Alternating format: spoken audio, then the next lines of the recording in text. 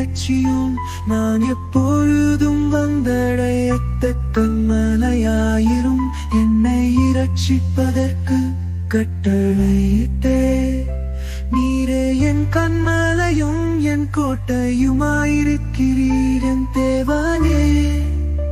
துன்மார்க்கனுடைய கைக்கும் நியாயக்கேடும் கொடுமையும் உள்ளவனுடைய கைக்கும் என்னை தப்புவியும்.